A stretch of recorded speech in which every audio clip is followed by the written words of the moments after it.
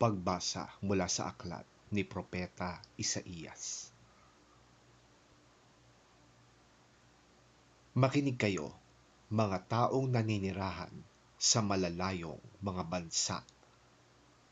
Pinili na ako ni Yahweh bago pa isilang, at hinirang niya ako para siya'y paglingkuran. Mga salita ko'y ginawa niyang sintalim ng espada. Siya ang sa akin laging nag-iingat. Ginawa niya akong parang matulis na palaso na anumang oras ay handang itudla. Sinabi niya sa akin, Israel, ikaw ay lingkod ko. Sa pamamagitan mo, ako'y pupurihin ng mga tao. Ngunit ang sagot ko, ako ay nabigo sa aking pagsisikap, hindi nagtagumpay, gayong ibinuhos ko ang aking lakas. Gayon may ipinapaubaya ko kay Yahweh ang aking kalagayan, na ako'y kanyang gagantimpalaan sa aking nakayanan. Bago pa ako ipanganak, ay hinirang na ni Yahweh.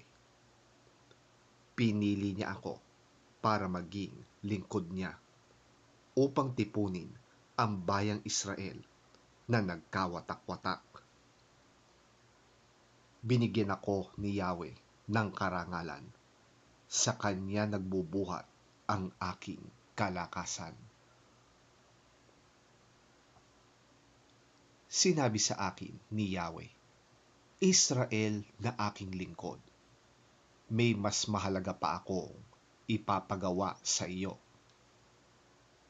Bukod sa pagpapanumbalik sa mga Israelitang nalabi, gagawin din kitang liwanag sa mga bansa, upang ang buong daigdig ay maligtas. Ganito ang sinabi ni Yahweh, ang tagapagligtas ng Israel, sa itinakwil at kinamuhian ng mga bansa at inalipin ng mga pinuno. Makikita ng mga hari ang pagpapalaya sa iyo.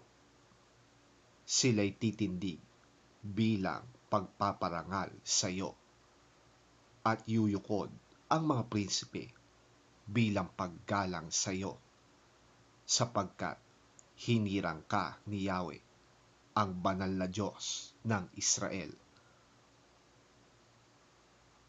Sinabi pa ni Yahweh sa kanyang bayan, sa tamang panahon ay tinugon kita. Sa araw ng pagliligtas, sinaklolohan kita. Iingatan kita, at sa pamamagitan mo, gagawa ako ng kasunduan sa mga tao. Ibabalik kita sa sariling lupain na ngayon ay wasak na. Palalayain ko ang mga nasa bilangguan at dadalhin sa liwanag ang mga nasa kadiliman. Sila'y matutulad sa mga tupang nanginginain sa masaganang pastulan. Hindi sila magugutom o mauuhaw.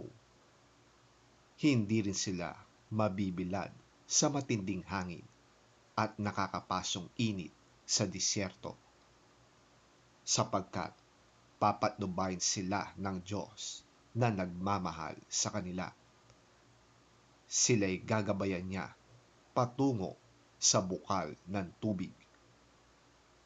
Gagawa ako ng daan sa gitna ng kabundukan, at ako'y maghahanda ng lansangan upang maging daanan ng aking bayan.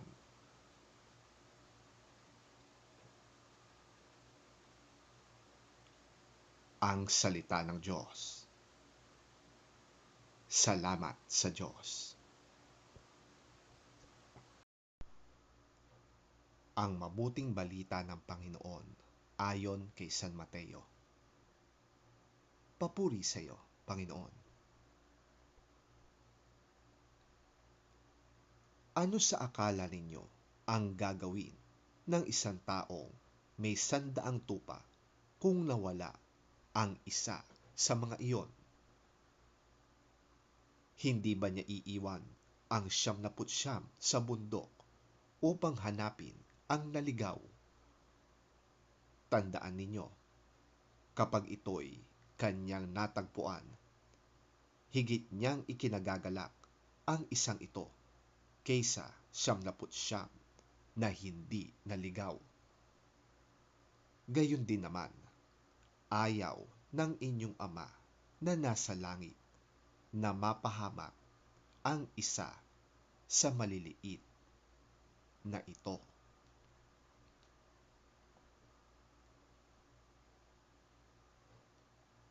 Ang mabuting balita ng ating Panginoon. Pinupuri ka namin, Panginoong Hesukristo.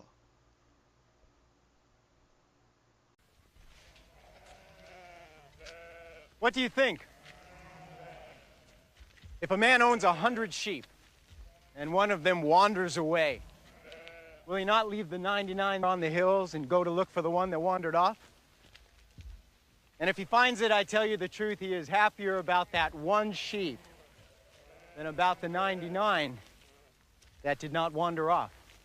In the same way, your Father in heaven is not willing that any of these little ones should be lost.